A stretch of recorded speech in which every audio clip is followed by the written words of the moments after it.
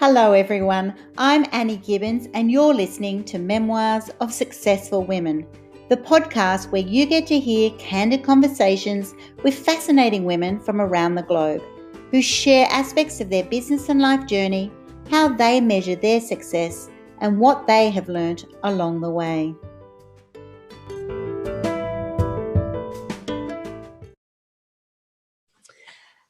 Well, hello, everybody. Welcome to Memoirs of Successful Women. Today, I get to introduce to you Anne Livingston, who's a published author and spiritual mentor. She's recently just ended a 3-year nomadic journey. So I look forward to sharing with you about that and living solely based on her intuition. She teaches others how to embody their power and light. And her passion is teaching others how to live in an authentic, soul-aligned life. She also mentors those who are committed to speaking their truth while sharing their story to the world. Welcome to the program, Anne. Thank you. I'm so excited to be here. Terrific. What does it mean to be soul aligned to start? What does that mean? For those, just to set the scene for the people who are going to be listening to this podcast, when you say you're soul aligned, what does that mean about you? So for me, I felt like I got to the point in 2016, beginning of 2017, where I felt like I had been living my life or creating my life based off of someone else's vision. And when I finally saw that the life that I had created was kind of falling apart around me, I finally had to sit and look at, what do I actually want? When I sit and really ask myself the question, like, what lights up my soul? What makes me feel excited again? What's the thing that, like, when I wake up in the morning, I jump out of bed and can't wait to do that thing. Like that's ultimately what it means to me, is just the life that lights you up, that feels natural. It feels easy. Not to say that you don't still have, struggles and hurdles and all of that, but it's just, you wake up every day and you're like, oh yes, this is it. This is the thing that I have been dreaming of. My soul is finally aligned. That's a beautiful way of saying it. Exactly. Yeah. You wake up and you go, I feel me, and I feel that I'm ready to lean into who I am and embrace what's next. Yeah, absolutely. Beautiful. What a moment. All right. So we'll come back to that later. So that led you to a 3-year journey, a nomadic journey. What did you do in that time? I basically answered the questions, who am I and why am I here? And leading up to that, I had been a teacher. My background's in education. I taught for 7 years. I lost my teaching career due to school closures. I was in a marriage that was emotionally and verbally abusive. I got divorced, was in another relationship. So that was kind of what set the stage. That was what prepared me to get to the point where I was like, okay, what is going on with my life? Who am I and why am I here? And when my last relationship ended at the end of 2016, I realized that what I really wanted was freedom. I really wanted freedom and independence. I had already been an entrepreneur for years. My lease, I didn't need to renew my lease. And I was like, you know what? Let's just see where this leads. So I got the intuitive hit in February of 2017 that said, sell all your stuff and hit the road. And it made no logical sense at all. I had 2 cats and 0 car. So I was like, I don't know how this is going to work out. But, we all have those moments in life where we hear, I call it the whisper of your soul, where you hear that little whisper that's like, what if you did that thing, right? And then immediately the louder voice, which is the ego, comes in and says, it doesn't make sense. It's not safe. You don't have enough money. It's all the yeah buts, right? All the reasons why you're not supposed to do the thing. And I finally just decided, well, let me just see. I know that there are all these reasons that it won't work out, but what if it does? And how will my life be different? What will it look like instead if I actually follow that nudge? And so that was where it started. And then I left Chicago in 2017 and started off in small town Mississippi, which is not the most glamorous place to start off, but it's where I was being guided. I had a good friend who lived there. My intention was to be there for 3 weeks. I stayed for 8 months because my business hit rock bottom and I hit financial rock bottom. And it was just like, wall after wall after wall, closed door after closed door after closed door. Nothing was working. And I got to the point where I was like, I'm pretty sure this is what God told me to do, right? Like, but for whatever reason, it's not really working out. And even though nothing in my life appeared to be working out, it was that deep soul, like, I know this is where I'm supposed to be. Not that I was meant to be in Mississippi, but it was just, I know this is the path. I know I didn't mishear my intuition. I know that there's something in this for me. And so I just kept moving forward. And obviously there's lots of lessons that I'm sure we'll get into, but that was the jumping off point. And then in March of 2018, I left Mississippi, and I basically traveled for the next 2.5 years solely based off of my intuition. So what that looked like was, when you feel attracted to someone or something, and you just feel that feeling in your body that draws you in, you know, and it was that feeling that I had with the United States. I paid attention to, where am I energetically feeling drawn in my body, within the country. And I was renting a car at the time. I still didn't have a car at that time. And so I started off with just paying attention to, where in my body am I feeling drawn within the US? And then from there, I had an atlas and a pendulum, and I double checked. I started to cultivate this relationship with my intuition, because I had never trusted myself in that way before. And so I was building this trust, first paying attention to the feeling, and then checking it with the external tools. And when I got a yes, based on the atlas and the pendulum, then I went to the Airbnb website. And from there, I looked at, within this general vicinity, what are the places that are available? What does my budget look like? And I started to read the energy in the pictures. And that's ultimately how I chose the places. And I stayed in over 40 Airbnbs based on that system. Which is like, while I was living it, it seems so normal, but you tell other people and you're like, yeah, no one else does life like this. No one goes on a road trip without a car and 2 cats. Right. And then ends up in Mississippi going, why am I even in Mississippi? So I know. So was Mississippi a mistake, or was it a necessity for you to reach that rock bottom and to totally find yourself in that moment? It was a necessity. It was such a necessity. And I hated it in the moment. I hated all 8 months. I had so many moments where I had moments where a lot of darkness. I had suicidal thoughts, even though I knew I was never actually going to commit suicide. But I had the moments of, oh my God, like, I can't seem to figure out life. Like, nothing is working for me. And so it would be so much easier to just end this lifetime and start again in another lifetime. I had moments where I had, a negative balance in my bank account, and I had no food. Like, I was making homemade tortillas out of flour and water, and I had some oatmeal that, but because I wasn't relying on my friend to support me, even though I had a roof over my head. And so I had to reach out to a family member, and I was like, I just need $50. I need some vegetables and some fruit to nourish my body. And then from there, I'll figure it out. But and so I got that. And then that moment when the money came in and I went to the grocery store, and a lot of people, I think, in that situation would say, well, let me buy the cheapest food possible to try to save money, because I don't know when more money's coming in. And I just was like, you know what? I'm so worthy of having high quality food, because that is what is going to help me create the rest of my life. And so I have to nourish myself first. So I bought organic food. I bought grass-fed beef. Like, I did the highest quality, because I knew that it mattered. And from there on, I told myself, I will never skimp on food again. I will never not nourish myself. Like, I will always be the first priority, even before paying my bills, because everything else is created from the inside out. And so that was a huge lesson that I learned. Another lesson that I learned was how to find true gratitude when you have nothing else, So it was like, I had no money. I had no clients on the books.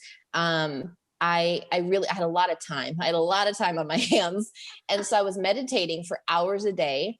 I had no car. So the easiest space to get to outside was a cemetery. The cemetery was like the most beautiful spot in small town Mississippi, and it was across the street. So I went across the street and I found a pine tree and I sat down under the tree and meditated, and I would sit there and I would listen to the birds and I would pay attention to the breeze. And I found genuine joy and gratitude with that, with nothing, and it really was the foundation of everything else, because what I truly learned in those moments was that safety and security was not dictated based off of the external world, that I had to feel safe and secure with nothing else. I had to feel gratitude with nothing else reflecting back to me. I had to feel abundance with nothing else being reflected back to me.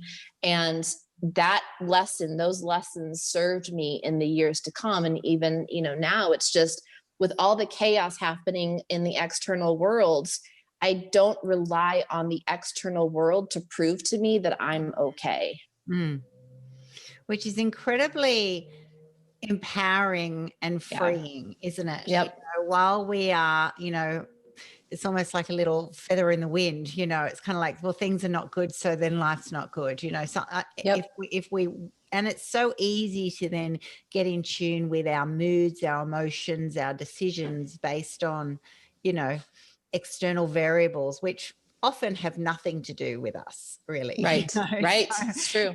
And so it sounds simple, but it's actually very hard. It's very hard to give that up and retrain your mind and yourself to actually just back yourself, trust yourself, listen to yourself, particularly when there's a great cost, and that's what you've done. You've actually gone to rock bottom to learn that. And I don't think everyone has to, by the way.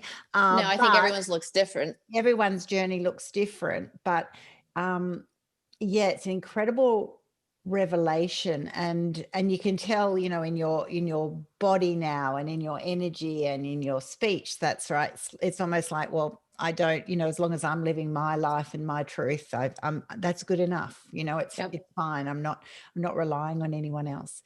Those 8 months in Mississippi, when you felt before a strong calling, I should sell everything and pack up and go, and then you spend 8 months and everything plummets, I'm sure there's many listeners now thinking you're in those moments, how do you continue to back yourself? When you're saying you did your, you were led by your intuition, and then it takes 8 months for you to go, oh, okay, what was I trusting in? So, and I'm a big believer that, sometimes that does not mean at all that your intuition was wrong. It actually means that you need to have this time, and many times are rocky, and that's how we learn the most. What was your mind saying a lot, just so that other people who are in that phase at the moment can be encouraged, that you believe strongly that you should have been doing what you're doing, but everything is actually even getting worse and worse and worse. And that, how do you continue to back yourself, and not retreat back to your previous behavior? Yeah. So there were a lot of pieces that kind of played a part. Part of it is that I'm very stubborn. I'm very stubborn. And my stubbornness has served me when I use it appropriately, like being in Mississippi. I also was marathon training at the time. And so having that level of mindset training while training for a marathon really helped me. Not that everyone needs to run a marathon, but I had those moments where I was just like, God, if I can train for a marathon in the South in the summer, like I can handle anything in life, like it was one of those moments where I was just like, yep, I can do just about anything in life. I had a few clients here and there, like I had a small group coaching program. And the women that I had in there, I told them after the fact, I was like, you guys really saved me, because it gave me a purpose to continue to show up and be, and to teach and to serve. I continued to show up on social media. I shared my journey. I kept tapping into what is the lesson in all of this. And I always knew that there were people a few steps behind me. And so I've always seen myself as a leader. I've always been a leader. And so I knew that even though I was struggling through whatever I was going through, I did have some things that were rock solid, like my self-care routine. And there are so many women in particular who put themselves on the back burner. And so I just kept teaching what I felt really confident in, even though there were pieces in my life that were completely falling apart. And I was like, I have no clue how I'm getting out of this one, but I have a couple of things that I do know for sure, so I just kept teaching those things. And then, looking back, there were so many things that I tried and that weren't working. I had a lot of courses that I created and was trying to sell and launched, and everything bombed. Like no sales at all, and so I kept thinking like, God, I know that I have value, like I know that I have things I'm supposed to be teaching. And I know that I'm really good at what I do, but like, for whatever reason, it's just not working. And looking back, and I had some glimpse back then where I was like, okay, if none of this shit is working, then that tells me that I'm being guided to something else, So I really did try to shift into, it's not that I'm failing, it's that I haven't figured it out yet. So let me just keep paying attention to like, what's the next nudge and the next nudge and the next nudge. And, now 3 years later, I'm like, thank God all those things bombed, because now I'm doing what I genuinely love. And not that it will take, 3 years of failure for people, because again, everyone's journey is different. But I do truly believe that every single time a door is closed, it is, God's spirit, source, universe, whatever, guidance, guiding you to like, where do you actually want to be? And if I sit and actually reflect, and I have done this before, I've asked myself, like, did I actually know back then? And I probably did on some level, if I was really honest with myself, and if I worked with coaches who asked me different questions, potentially, I think I maybe would have realized 3 years ago, like, no, Anne, you really do want to be a writer. Like I was getting that intuitive hit of like, write the book. I knew there was a book, at least one book within me. I started my first podcast while I was in Mississippi. So like there were clues, but I don't think I really had the faith. And I'm sure that there were other things it all worked out the way it was meant to, but it's just like, if you're really honest with yourself, I think that we always have clues of what we actually want to do, but we don't trust that it'll work out. So we try this other safe route. And I'm like, oh, everyone else is a coach. I should be a coach like everyone else, I do know. And I think that it's a classic thing of also, the concept of having a podcast or having a book, we layer things on what sounds more prestigious, important, of value. And so when we're in a moment, I'm sure you've related to this because I've been there, you sort of like go, well, if this isn't working, then how could I do that? Even though deep down you dream about it or think about it, And so, whereas the reality is, none are better than any others. It's actually just what aligns with you. That's right. You could be the most amazing, author or TV host or whatever, and then not good at coaching, or like it's not as if there's a level up. And I think in a lot of our journeys, it's like you do this and then you get to the next level and the next level and the next level, whereas it doesn't always happen that way. I think you raised an interesting point before too, and I because I coach so many women, that you said you knew deep down, some of those elements were there, and they've just come out.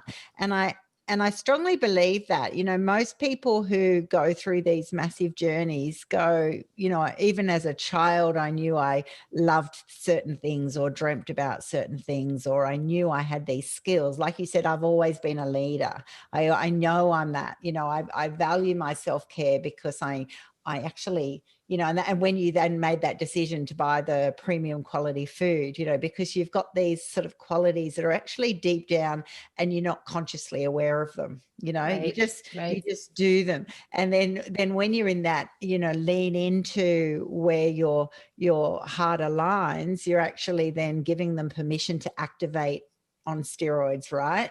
So suddenly the world opens, but you actually had those qualities. I think a lot of people are looking for new qualities, or what could I do next, or try new things, whereas it's actually in you. And then it's just finding that, which is why sometimes you need to go to the cemetery and sit under the tree for a while, right? Exactly. Well, and I think the other thing too, and I'm sure a lot of, your clients can relate to this as well, that like a lot of us, when we're entrepreneurs and when we're creative in some way, we have a lot of gifts. There's not just one thing that we do, right? And that's been one of my struggles over the years, is like, I am a coach. I am a mentor. My background's in education. I know how to teach people how to do what I've done. Like, I'm really good at that. You know, I'm really good at making the abstract tangible. But I'm like, I'm a writer, I'm a speaker, I'm a storyteller, I'm a nomad. You know, it's like, and I do all these things, but I think it's also a matter of for me, I had to look at my core values as well. One of my core values is impact. Impact is so important to me. And so I've always had to look at, I have all of these gifts, and they do all kind of intertwine with one another.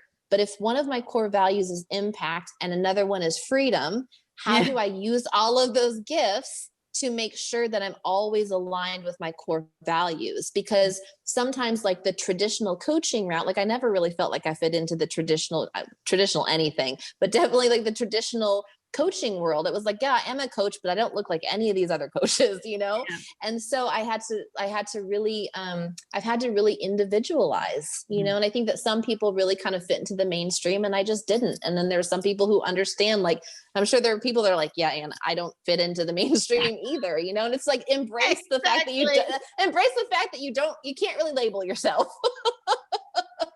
I know. I had that revelation a few years ago when someone said, "You're quite quirky, aren't you?" And I went, "Yeah, but I like that. Isn't that a good thing?" And I realized that I was actually, really comfortable in my own self, but other people were going, "You're not mainstream. You don't, you're not doing someone else's formula." Or I'll get interviewed and they'll say, "So who are you modeling off?" And I went, me? I go, I know that sounds really weird, but I didn't look at someone else and went, I want to be exactly them. And it was sort of like, but then that surprised a lot of people, because everyone thinks there's a formula and you want to just do the course, do it that way, get this career, do it in a certain way. And then there's other ones that are people like us who just go, well, yeah, there's elements of that. And then you make it your own, which That's is exactly brave what I and did. Bold, but it is that, to be able to have an impact and to feel freedom and to, make a difference and to feel that satisfaction. It's like, to get to that level, you actually do need to go, okay, well, I'm taking the ingredients and then I am making them authentically mine, Yep. And people will resonate with that, obviously. That's what does make you, more and more people are looking for that authenticity and someone that they connect with and understand their journey. And there'll be people listening now going, oh, wow, I'm just like Anne, I've had those crazy moments, or I'm currently living in a car, or I'm doing these things. And it's like, I'm not crazy. I'm actually just on a journey, and I'm seeing where that takes me. So now let's look there. And you have been a teacher, you know how to teach, you've been an entrepreneur. How do you come through that journey? And you've been at rock bottom and then pull it all together as an entrepreneur. What sort of skills did you use, and how did you suddenly turn it all, pull it all together, I suppose? I kept pivoting. I pivoted a lot. I allowed myself to always evolve. Like, I think that there's this belief sometimes that we kind of get to this like final product, and it's just like, you get to this final product and you're like, okay, this is who I am. Now I can present myself to the world. Right. Yes. And I don't think that I will ever fully arrive. Like, I think that we're always growing and changing and evolving. I think that we're always kind of, not that you always have to rebrand. I will say, though, that I felt the most aligned and the most, feeling like I had arrived when I published my first book this year in March. It was like, once I had something tangible and I could say, this is a piece of my story, this is a piece of who I am, my book really became kind of the pillar of the rest of my business, because there are so many pieces and layers to my story that I can pretty much show up and teach on. I can teach on spirituality. I can teach on codependency. I can teach on addiction. I can teach on self-love and self-care. I can teach on authenticity and there are so many different pieces. And so that was really kind of like the foundation to show up and allow myself to really fully be seen. But I would say I think I looked at the core of just like my story. My story informs kind of everything else. So I feel like my life informs my business and my business informs my life. And I think that sometimes there are people who try to keep the two separate. Yes. And I just can't. I just cannot keep the two separate because they're so interconnected. And so I just allowed that to be enough. I just allowed really who I am to be enough. And actually, so when I'm back in Phoenix, I officially rooted down in Phoenix, but I was here also for 8 months. 8 seems to be a thing. But I was here for 8 months staying with a different friend before I got my own place. And again, hit some financial rock bottoms, ups and downs and all the things. And she said to me, she came into my room one morning and she said, I just want you to know that you will always have a roof over your head and you will always have food. And she said, you being here is such a gift. Like you just being who you are is impacting my life. Wow. And that was so powerful because in our society, we feel like our worth is wrapped up in what we do. Yes. And it was the first time that I fully understood that I am most impactful just in me being who I am. Mm-hmm. And so I am the core of everything that I create, right? And then it just all expands from there. And so I don't know if that answers your question, but that's what came up for me.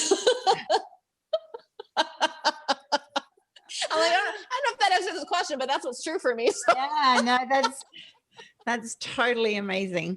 What do you now look back at then and wish you had done differently since you've come to this revelation through your journey? And then, you'd been a teacher for years, you'd had this life, you'd had a marriage, you'd made choices. If you were talking to those people listening to this podcast who are at that sort of frustrated journey of, I don't even know who I am, what would you have done a little bit earlier? I think so. I'm in this space where I know the value of investing in ourselves, right? Investing in ourselves is really powerful. And I had so many moments where I invested in myself because I feel like I didn't have enough. Like I was, you know what I mean? Like I was investing in myself because I believed that someone else had the answer. Yeah. And I do believe, of course, as someone who's a mentor, I know the value that I have to offer someone who invests in the work that we do together. So I believe in that. I believe deeply in that. I think that a lot of people invest because they feel like something is missing. Yeah. And so I invested tens of thousands of dollars into coaches and programs, trying to find the answer, trying to find like that secret piece that was finally going to unlock something. And every single time I did that, I always came back to myself, realizing, oh, I actually have the answer. Okay. And so I will not sit here and say it was a waste of money because I honestly don't regret anything I've ever done in my life. Everything was a lesson, Yeah. But if I had to pinpoint something that I wish I would have learned sooner, yes, it would have been that, because I feel like it would have saved me a lot of time and money. And I've definitely had some challenging conversations with some coaches that I've had where it's like they tried to teach me to do things one way, and I was just like, it doesn't feel good. It doesn't feel good in my body. It's not authentic. Like I can't do it that way, Yeah. And so I learned a lot of trust. And so I would also just say, like, trust yourself, like if someone is, of course, mentors have value and wisdom and guidance, and pay attention to that. And also everyone's journey is different. And so what works for one person may not necessarily work for the other person, Yeah. Yeah, I totally agree with that. Anyone who says they have one way of doing things, I instantly pull back because, oh my goodness, I've met so many people from around the globe and they are so different. It never ceases to amaze me how different women are, particularly because that's what I spend my time with. And that's one of the reasons I do this podcast, because I think we get a distorted reality in our own little bubble of what people are like, and we're all so diverse and we all have such different ways of looking at things and our beliefs, values, everything. So that's right, to definitely highly value coaching and learning about yourself. But that's right. It doesn't mean that anything is wrong. No one has things wrong. They actually Right. define who they are and then amplify that, right? Yep, None of absolutely. us are And made wrong. You don't look at a kid, a small child who's just bouncing around. If you walk past a little primary school, you would not look at any of those kids and go, they've got something wrong with them. They're all just right. happy little kids who are, learning about themselves and their bodies. And then as you grow, suddenly for life's journey, then makes you feel certain things or put some certain narratives in your head about who you are and what you are capable of or what you should do and all these Right. sorts of things. But it's really interesting that so many women struggle with, am I enough? And that's the message that I've heard from you. You're more than enough. Everyone's more than enough. We're all here for a reason, and Yep. it's just actually going, yeah. So who are you? How are you different and your own self, and let that give yourself permission. That's what I think your journey did. It gave you permission to just pull back and find that person, and you're so much happier and healthier because of it. Absolutely. Absolutely. And it's a huge piece of what I do with my clients. When I do work with people one-on-one, it's just, sometimes I feel like I'm just the permission fairy, it's just like, because again, it's like, I invested so much money in thinking that someone else had the answer, that I'm very intentional and mindful when I'm coaching someone else or when I'm mentoring someone else, that like, I don't have the answer. I can tell you what worked for me. And ultimately what I do is I help guide people to their authentic truth. I teach them some of the tools that I've utilized to help them tap into their intuition, right? I mean, that's it, because ultimately they have the answer. And then sometimes they're just like, but can I really do that? I'm like, yeah, you can. Yes, you can. You can do whatever the hell you want. Exactly. I know. That's the best thing. So just do it. See how it goes, It's like once you decide failure is not a bad thing, it's a learning curve. Yeah. You kind of go, wow, the whole world opens up. It's so true. It's so true. Why do you think we struggle with intuition so much? What happens in our lives, do you think, that holds us back from using or believing in our intuition? I love this question. It hasn't been asked specifically in that way, but I love talking about this. So I'm glad you asked it. I think that we're taught from a very young age that someone else outside of ourselves has the answer.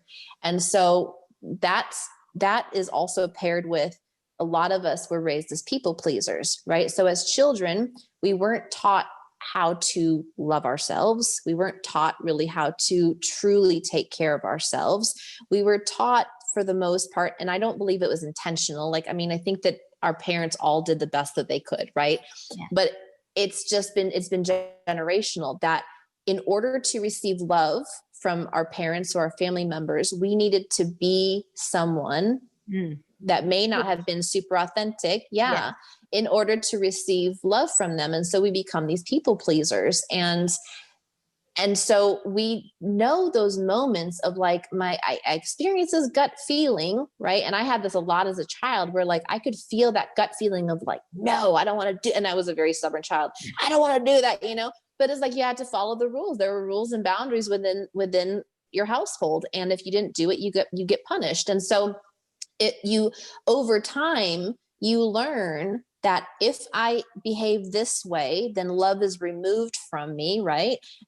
Or taken away, and there are consequences, and feels like love is withheld. If I act in this way, I receive love from my parents. And so it becomes conditioned over time. And by the time I decided to become a nomad, I was 35 years old. I still had my family in my ear saying, that doesn't make sense. Don't do it. Yada, yada, yada. Like, I can't believe you're selling that. Oh my God, you're selling that. And I was just like, back off. Yeah.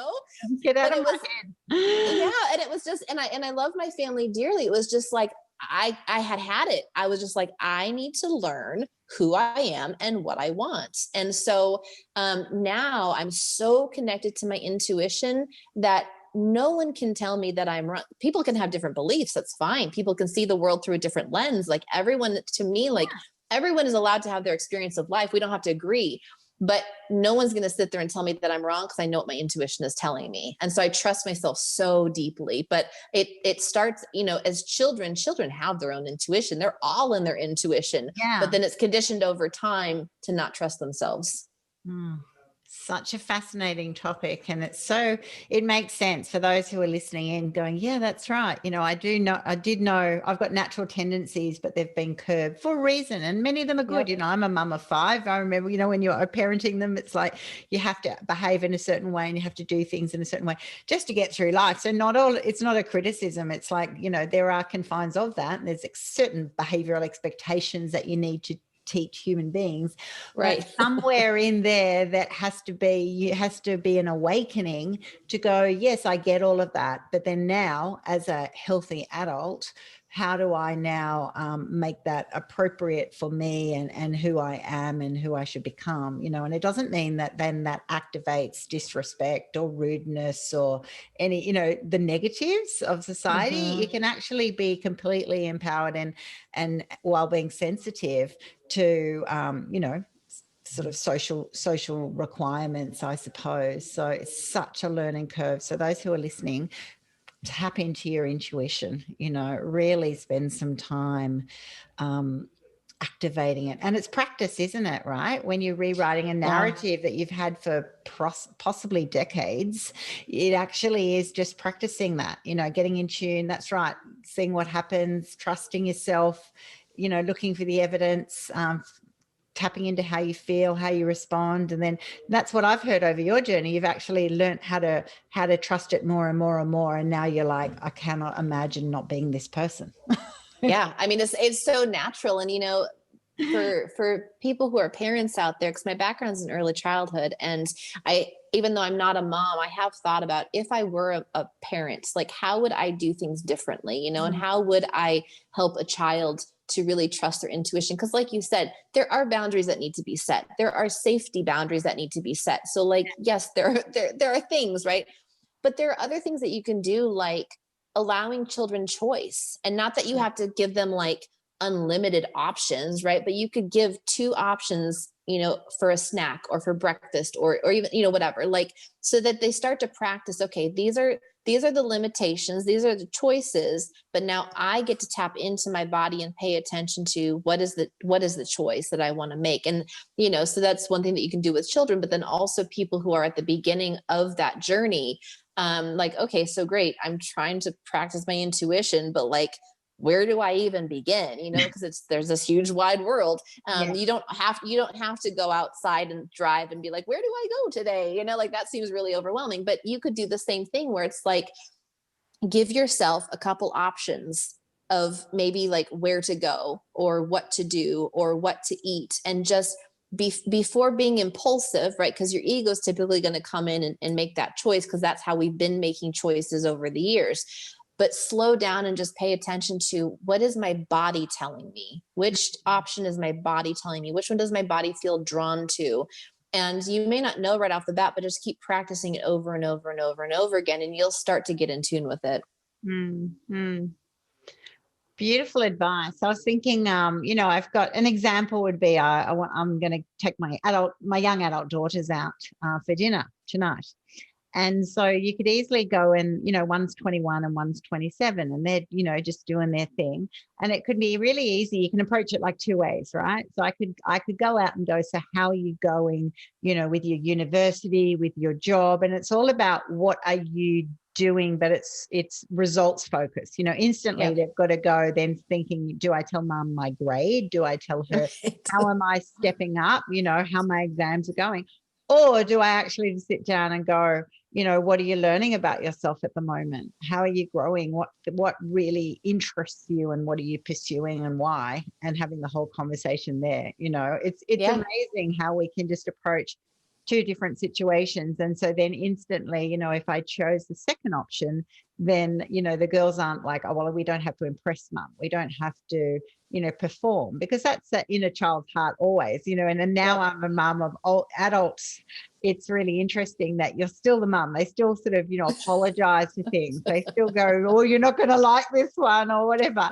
And it's actually really interesting. I still sort of juggle with that going, oh yeah, that's right. I've got to spend more time on just, helping them on that journey, which is why I was asking you before, well, what would you tell your younger self almost? Like it's like the earlier we can get in tune with, ask people about themselves and how they're growing and what they're learning about themselves and why, actually supports the framework for them to know themselves better and to be comfortable in who they are, rather than you're almost like a better child if you get, the higher qualifications or the higher marks, or don't stop working or earn the amount of cash or whatever it is, because then as we know in our coaching world that, it's never enough, right? Right. And right.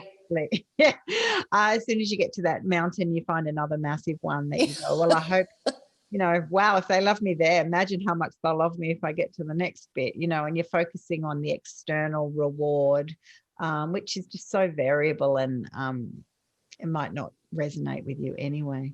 You're such an interesting lady, Anne. I'm really loving this conversation. Thank you. So what does success look like for a woman with your mindset? What is a successful woman? I mean, I have major goals as far as, my vision, but success has been one of those things that I've had to really kind of, I don't want to say pull back on, because it sounds like I'm not striving, and it's not that. I'm always striving. But the same that, you were talking about with your daughters, especially with women, we've been in this society where our worth is in our doing, right? And the doing is very masculine. And as women, we've kind of been raised to just be in this masculine energy, which there is masculine energy when you are building a business. The energy of building is masculine. But with women, it's really about, how are we feeling? And so I've had to kind of pull back a bit, because I'm also an overachiever and I'm a perfectionist and all of those things. So I had to, again, kind of go back to my core values, right, of impact specifically, and how am I wanting to impact? And really, like, what is my mission? How do I help people embody their power and light? How do I take all of the things that I've learned in my own journey so far and keep creating content so that other people are changing their lives and being impacted by the work that I do? And so that's ultimately what I focus most on. Like, yes, I have financial goals, and yes, I have, I have more books that I'm currently working on, and I have a new podcast. I'm always doing things, right? So it's not about a lack of doing ever. But I really try to look at, at the end of the day, when I get into bed, have I really done everything that I can do to make an impact in the world? Have I done everything that I personally have control over? Because we don't always have control over the external results of everything, you know? And so I really spend a lot of time focusing on the feeling, right? Which is really the feminine, the feeling of, did I feel what I wanted to feel today? Did I align with my passion? Did I align with my purpose? Did I align with why I'm here? Did I feel like I genuinely connected with people? Do I feel like I expressed myself in the most loving way? So those are really the types of things that I focus most on. And what I have found is that when I really focus on that, everything else seems to come, so so it's what I have control over. Like, we always have control over our thoughts, our feelings, and yes, our action. But the thoughts and the feelings are really your intention. So if you don't have the intention backing up your action, the action you take doesn't really matter. So like, it's always going back to the thoughts and the feelings. Yeah, totally. The thoughts and the feelings will always drive it, whether you're in tune with them or not, right? Yep. Yep. So you might as well get in tune with them. For those sabotagers out there, you go, yeah, we know where you're sabotaging. It's all down to your thoughts and your feelings and your intentional actions. And you can have incredible plans of how amazing things are going to be, but you're never going to do them if you don't believe that, one, that you can, and then two, that you're worthy of actually receiving that, and that you're and then also that you can then give back to those who you want to bless, and so you've got that all-rounded view on holistic view on what makes a successful person, for self, for growth, for contribution to giving back. But that's right. I think you've articulated it really well on, it's got to come. How do you feel at the end of the day? And I often think that I go, success is a feeling. I feel, for me, free. I feel of value. I feel happy. I feel calm. It's different things to different women. So everyone who comes on my podcast, I ask them, what does success look like or feel like? And it's really interesting that it's always a different answer. And that's it. Life is, you'll interpret it in a different way. So thank you so much for coming on my program today. Thank you so much. What is your website? Tell everyone your website. How do they find you? It's AnneLivingstonCoaching.com. AnneLivingstonCoaching.com. So go there, everybody. Check out Anne. If what she shared with you resonates with you, go and find her on the web. I'm sure she'd love to have a chat with you. Absolutely. On your journey. Terrific. Well, thank you so much. Keep doing what you're doing. Thank you. You're a beautiful, beautiful lady, changing the world in your own way. Love it. Love it. Thank you so much. I appreciate the opportunity.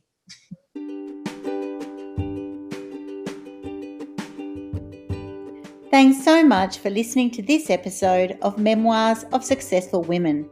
You can find me at anniegibbins.com, where you can download my free resources, get connected on social, and check out my online magic transformation program.